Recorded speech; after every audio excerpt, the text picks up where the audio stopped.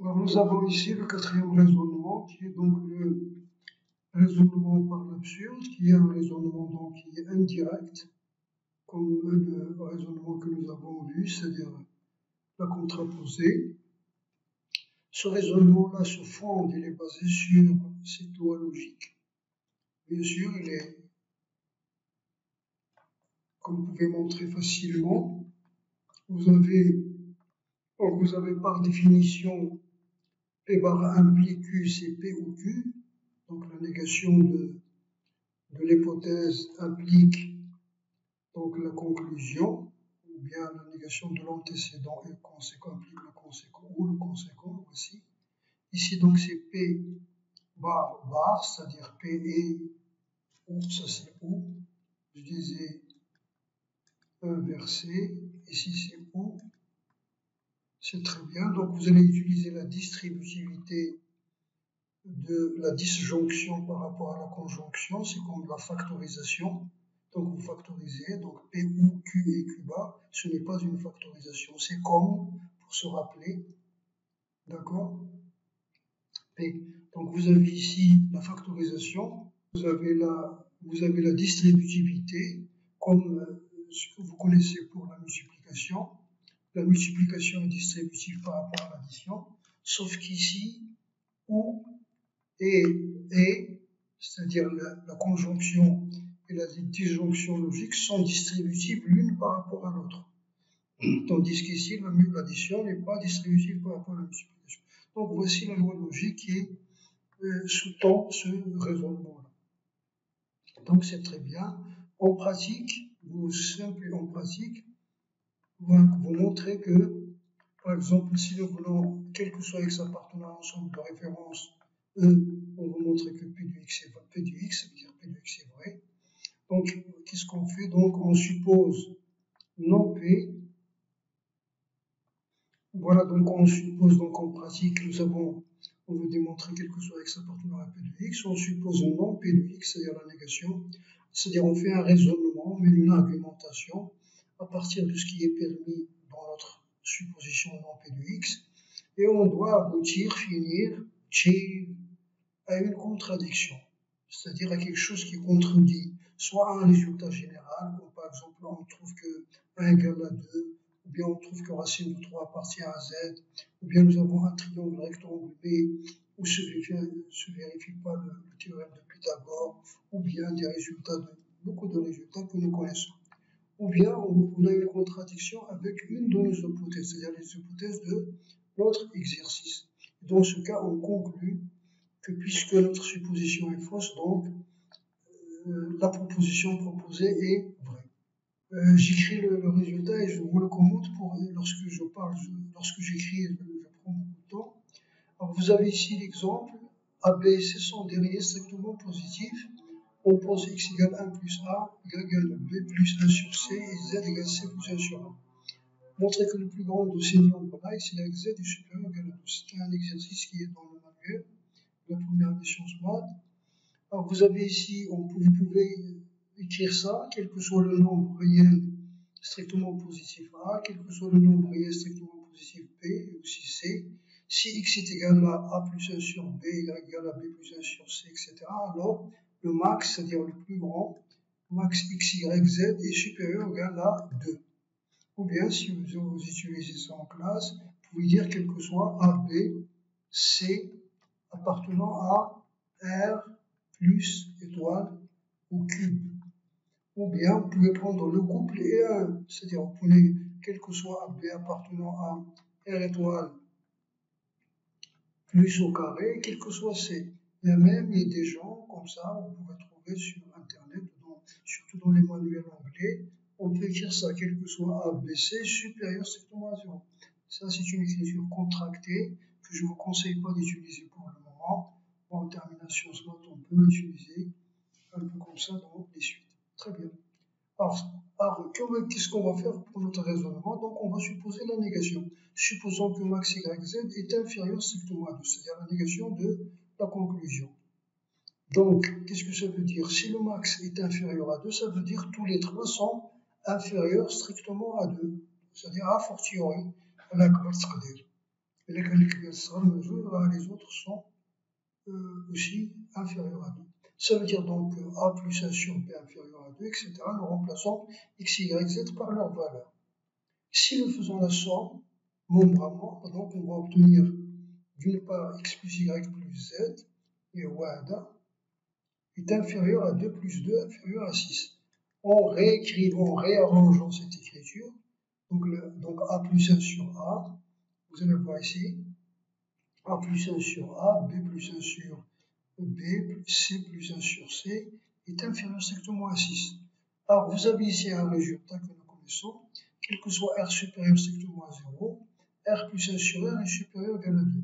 Si tout simplement ça vient du fait que cette identité remarquable, R moins R carré, est supérieur ou égal à 0. Ça veut dire quoi? Ça veut dire R carré moins 2R plus 4 plus 1, donc R moins 1, plus 1 est supérieur ou égal à 0. Ceci implique, donc vous divisez tout par R carré. Donc si vous divisez par R, donc vous allez avoir ici R, plutôt on va diviser par R. Donc on divise les deux membres par R. Vous allez avoir ici R moins 2 plus 1 sur R est supérieur ou égal à 0. Ça veut dire donc R plus 1 sur R est supérieur ou égal à 2. Donc ça vient de ce résultat-là qui est, voilà, c'est simple, que vous pouvez utiliser. Donc, qu'est-ce que vous obtenez ici? Donc, A plus 1 sur A est supérieur ou égal à 2, la même chose que B plus 1 sur B. Donc, si vous faites la somme membre à membre, vous allez voir x plus y plus z est supérieur ou égal à 6. Donc, nous avons là x plus y, donc la somme x plus y plus z inférieure strictement à 1, c'est une proposition R. Et l'autre, x plus y plus z supérieur ou égal à 6, c'est non R. Donc nous avons R et non R, ça c'est le principe de la contradiction. Donc vous dites d'où la contradiction par suite. Ou bien vous utilisez le langage que vous avez l'habitude d'utiliser. Donc ce qui est absurde, ce qui est faux, ce qui contredit l'hypothèse, ce qui est contradictoire. Donc tout ce langage-là est utilisé dans les classes. Utilisez-le si vous voulez. Alors le deuxième exemple, montrer qu'il n'existe pas de réel x, y, z tel que ça. Donc vous pouvez noter tout. Ça veut dire que ça est faux. C'est-à-dire, mais n'a pas de solution dans R. Donc quel que soit x, y, z appartenant à R au cube, le système S, si vous étiez c'est S, si vous mettez par exemple soit S la solution du système, la solution, ou bien l'ensemble de solutions du système, l'ensemble de solutions du système. Alors vous avez ici, quel que soit x, y, z appartenant, il n'existe pas de réel, donc R au cube, S égale à l'ensemble vide. Donc ici, donc S égale à l'ensemble vide pour toutes les, montrer que S égale à l'ensemble vide. Donc la négation, supposons qu'il existe un triplé x, y, z qui vérifie ce système. Donc supposons qu'il existe x, y, z, ça veut dire quoi? Supposons que S est différent de l'ensemble vide. Si différent de l'ensemble vide, ça veut dire qu'il existe x, y, z appartenant à R au cube tel que le système est vérifié. 2x moins 3y est supérieur à 1, 3y moins 2z est supérieur ou égal à 3, x moins z est inférieur ou égal à 2. Donc nous avons ça. D'où, donc si vous faites la somme membre à membre, donc ce système-là, si vous voulez le système implique, voilà, donc vous allez avoir donc la somme, on va faire la somme de ça, 2x moins 3y plus 3y moins 2z, c'est Z,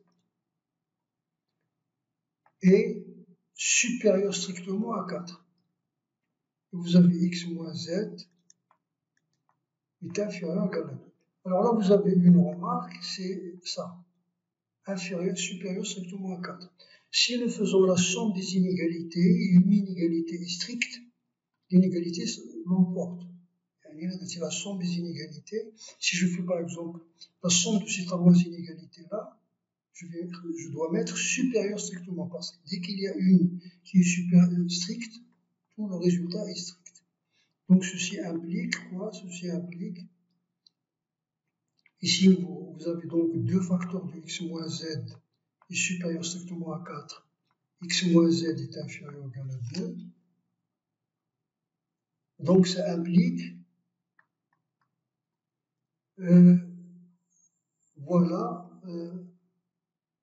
cela implique que si vous simplifiez par 2, vous avez x moins z supérieur strictement à 2 et x moins z inférieur ou égal à 2, donc vous avez une proposition et sa négation.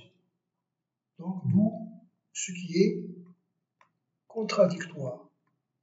Ce qui est contradictoire. Moi je préfère donc utiliser à chaque fois ce qui est contradictoire, ce qui contredit les hypothèses, ce qui est faux, les trois termes à dos. J'évite d'utiliser le mot c'est absurde. Parce que finalement, à l'absurde, vous ne voyez pas son sens mathématique, l'absurde. D'ailleurs, dans la littérature, le théâtre de l'absurde, on se l'abet. Quelque chose qui contredit des résultats mathématiques. Mais vous pouvez le dire, vous dites, c'est ce qui est absurde, on sait ce que vous dites lorsque vous le lisez, c'est bien. D'autre part, ici, vous n'êtes pas obligé de travailler avec des implications successives. Ça, c'est un raisonnement avec des implications. Nous avons donc d'où, vous avez ça, par suite, donc, voilà, c'est le fourre-tout, par suite, vous pouvez même ne pas dire ce donc, vous n'êtes pas obligé de faire le commentaire de chaque ligne. Donc ici, la conclusion, vous avez ça. C'est-à-dire, vous pouvez faire un raisonnement uniquement comme ça. Alors, voici un deuxième exemple, un troisième exemple plutôt. Montrer que, voilà, c'est un troisième, montrer que quel que soit n appartenant à n, racine de 4n carré plus 8n plus 3 n'appartient pas à n. Ça veut dire montrer que ce nombre sous le radical, 4n carré plus 8n plus 3, n'est pas un carré parfait. Donc il existe la négation, supposons qu'il existe n appartenant à n, tel que 4n carré plus 8n appartiennent à n. On peut même dire qu'il existe n appartenant à n étoile. Parce que si n égale à 0, vous avez racine de 3 n'appartient pas à n. D'où il existe k appartenant à n étoile, tel que 4n carré plus 8n plus 3 égale à k carré. Voilà. Si vous avez le début d'une identité remarquable, ici, donc vous allez avoir 2n plus 2 le tout au carré, donc 4n carré plus 2 fois 2n, 2 fois 2 fois 2n plus 8n plus 4, donc on va en trancher 1. Ici donc, voilà, on passe celui-là de l'autre côté. Ça c'est une identité remarquable, donc 2n plus k plus 2, facteur de 2n moins k plus 2 égale à 1. Ces nombres-là sont des nombres entiers. Les deux facteurs de ce produit sont des nombres entiers. D'autant plus que 2n plus k plus 2 est un nombre positif. Parce que si on ne savait pas le signe de ce facteur, nous avons deux cas, c'est-à-dire les deux sont égaux à 1 ou les deux sont égaux à moins 1. Donc puisque celui-là est positif, donc les deux sont égaux à 1. Donc voilà, ça nous donne, si vous faites la somme des deux équations, donc vous allez voir, donc le système est équivalent à la somme, c'est une combinaison linéaire et une équation. La somme, c'est 4n plus 4, c'est-à-dire 4 facteurs de n plus 1 égale à 2.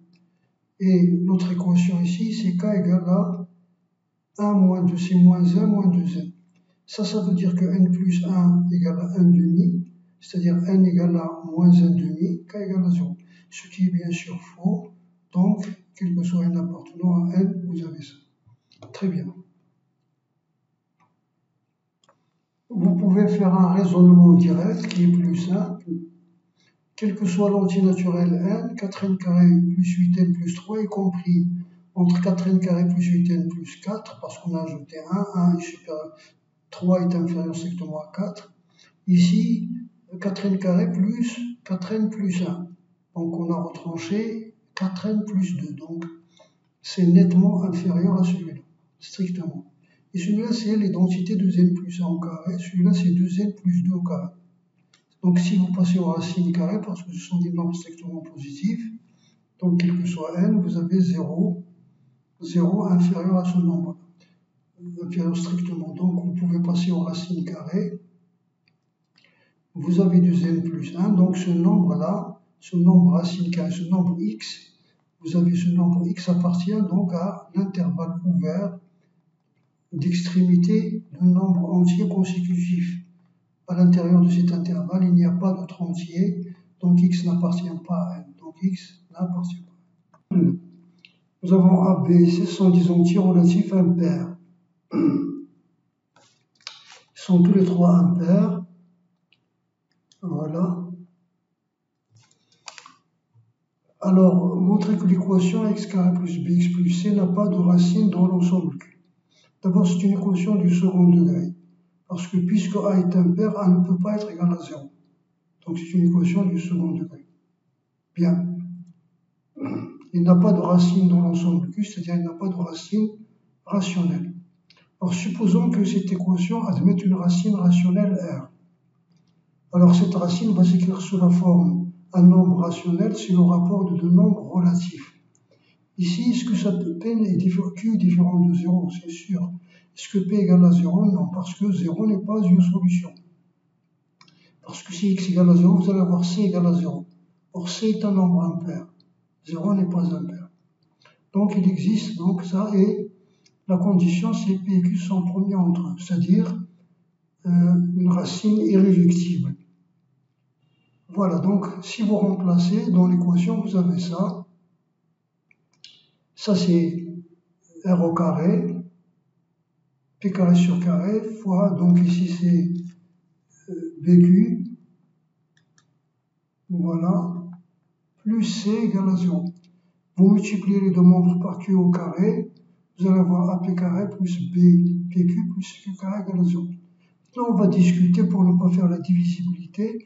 Il y a une façon de faire, c'est de faire passer CQ carré de l'autre façon et d'étudier la divisibilité, c'est-à-dire ou la congruence, que vous n'avez pas encore fait, que vous allez faire dans le deuxième semestre, l'arithmétique en Z.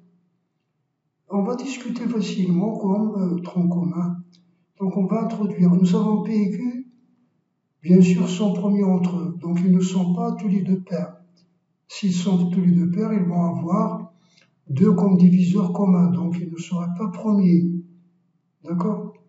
Alors donc soit ils sont tous les deux impairs, dans ce cas vous avez ici, vous passez CQ carré de l'autre côté, c'est-à-dire sur le membre droit de l'égalité, vous mettez P en facteur, voilà. Puisque ces nombres sont premiers, AP plus BQ est un nombre pair. Parce que le produit de deux nombres impairs est un nombre impair. Le produit de n nombres impairs est un nombre impair. Et la somme de deux nombres pairs, impairs et deux nombres impairs, est un nombre pair. Donc celui-là c'est impair, et celui-là c'est pair. La somme d'un nombre pair est pair. Il y a les 4, 6, 8, il a du coup le pair. Donc ce nombre-là, cette parenthèse-là est pair.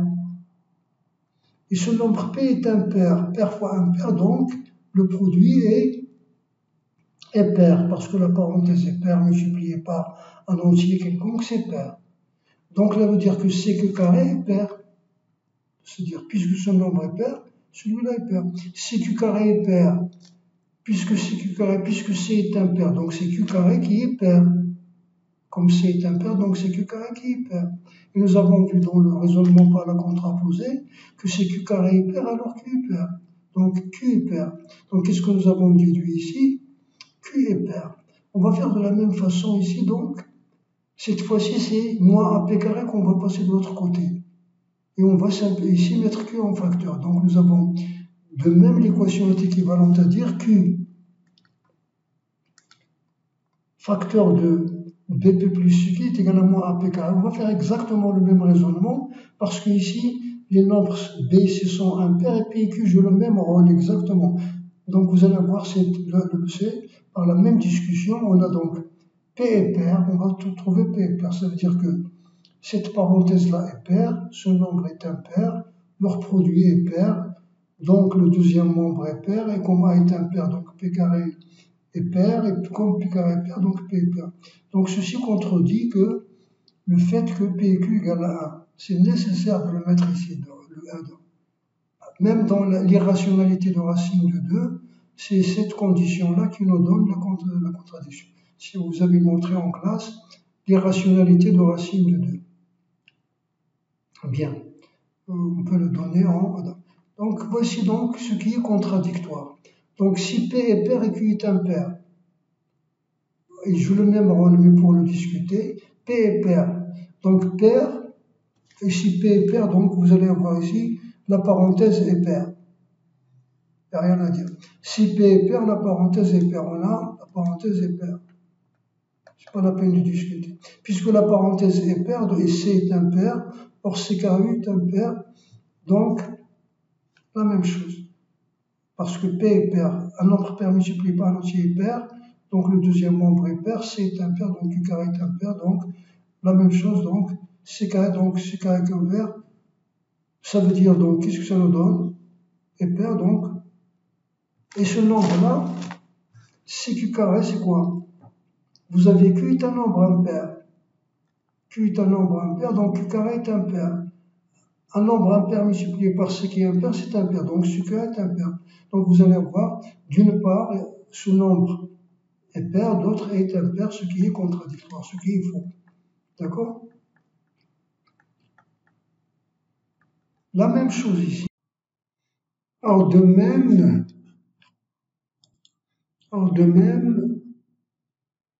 dans le deuxième cas, si P est impair et Q est pair. Q est pair. Donc nous avons de la même façon l'équation E est équivalente à Q facteur de BQ plus C.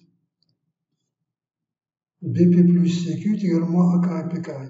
Comme Q est pair, donc ce membre, le premier membre est, le membre de gauche est pair. Il est pair. Donc ça, ce nombre-là est pair. Et ce nombre-là, le membre de droite, c'est le produit de nombres impairs. A est impair, P est impair, donc P carré est impair. Donc il est impair. D'où la contradiction, parce qu'un nombre pair ne peut pas être égal à un nombre impair. Donc dans tous les cas, il ne reste quel cas? Bien sûr, P et Q ne sont pas pairs, parce qu'ils sont supposés être premiers entre eux. Donc dans tous les cas, vous avez ici ABC sont des entiers impairs. Donc si ABC sont des entiers impairs, alors, quel que soit R appartenant à Q, R carré plus BR plus C est différent de 0. C'est-à-dire l'équation n'a pas de solution dans l'ensemble des nombres rationnels. Alors, le dernier exemple, nous avons A, B et C sont des réels strictement positifs.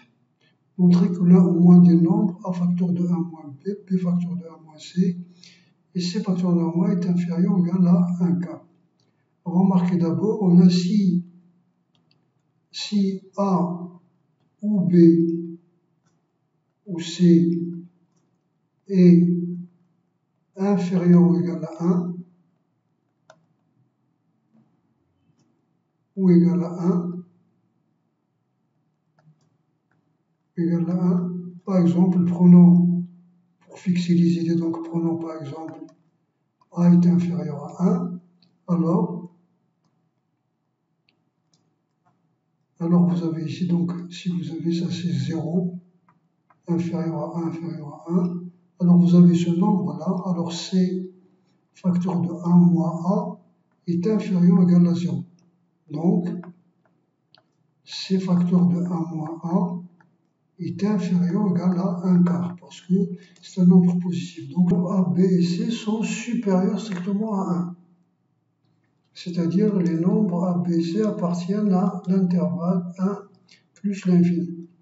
On va donc procéder par l'absurde, supposons que les trois sont supérieurs à 1 quart. Oui, parce qu'ils sont des nombres strictement positifs, leur produit multiplié par B facteur de 1 moins C, multiplié par C facteur de 1 moins A, et supérieur strictement à 1 sur 4 au cube, c'est-à-dire 1 sur 64. Ça veut dire donc, si nous réarrangeons, donc 1 moins 1 sur A, fois B facteur de 1 moins B, fois C facteur de 1 moins C, est supérieur à 1 sur 64. Donc vous avez ici, en réécrivant, c'est-à-dire en réarrangeant, nous avons ça. Or, vous avez A facteur de 1 moins A est égal à moins A carré moins A, c'est-à-dire est égal à moins A carré plus A. Est égal, donc, si vous voulez faire le début de densité remarquable, c'est 1 quart moins A moins 1 demi au carré. Si vous effectuez ça, vous allez avoir A au carré, avec le moins c'est moins A carré. Vous allez avoir ici moins 2 fois A fois 1 demi, donc c'est moins A plus A. Et ici, vous allez avoir 1 quart moins 1 quart. Ou bien vous avez la fonction trinôme moins x carré plus x, puisque le coefficient de x carré négatif il admet un maximum, et ce maximum est atteint en moins b sur 2a, c'est-à-dire ici moins 1 sur moins 2, c'est-à-dire 1 demi. Son image f de 1 demi, c'est 1 quart. Donc de la même façon, vous avez les autres b facteurs de 1 moins b, et ce facteur de 1c sont inférieurs strictement à 1 quart. Si vous faites de la même façon le produit membre à membre, vous allez avoir donc ce produit, si on le note P, est inférieur à 1 sur 64. Vous déduisez que 1 sur 64 est inférieur strictement à P, qui est lui-même inférieur strictement à 1 sur 64, d'où la contradiction. Donc finalement, l'un au moins des nombres, est inférieur, donc l'un au moins. Donc finalement, l'un des nombres est cette contradiction, ou bien cette absurdité, si vous voulez, nous donne ça. Or, vous pouvez aussi utiliser la somme, si vous supposez ces trois nombres supérieurs strictement à 1 quart, alors la somme est supérieure à 3 quarts. 1 quart plus 1 quart plus 1 quart. C'est ce que j'allais commencer à faire en gros. Donc, d'autre part, vous avez ce nombre est supérieur à 1 quart. Ça veut dire que 1 moins B est supérieur à 1 sur 4A. D'accord. Bien sûr, n'oubliez pas que A et B sont supérieurs strictement à 1. De même, vous allez avoir 1 moins C supérieur à 1 sur 4B. Et 1 moins A est supérieur à 4C. Si vous faites la somme membre à membre, donc vous allez avoir 1 moins B plus 1 moins C plus 1 moins A est supérieur à 1 sur 4A plus 1 sur 4B plus 1 sur 4C. Si vous passez tout vers le membre droit ici, de l'autre côté, donc vous allez avoir A qui va passer ici, plus 1 sur 4A, plus, et vous allez voir ici, moins 1. Donc voilà, le A va passer de l'autre côté, vous allez avoir ici un moins 1, je me suis trompé, j'ai mis plus 1, donc moins 1, mais ça ne change rien. Très bien, si vous faites le dénominateur commun ici, vous allez avoir 4A au carré moins 4A plus 1. Ça veut dire 2A moins 1 au carré. La même chose par symétrie, de B moins 1 au carré sur 4B, de C moins 1 au carré plus 4C. Et vous voyez ici, c'est la somme de 3 carrés, c'est-à-dire la somme de 3 nombres positifs n'est pas inférieure strictement à 0, ce qui est manifestement faux. Donc vous pouvez faire par la somme. Il y a d'autres façons de faire.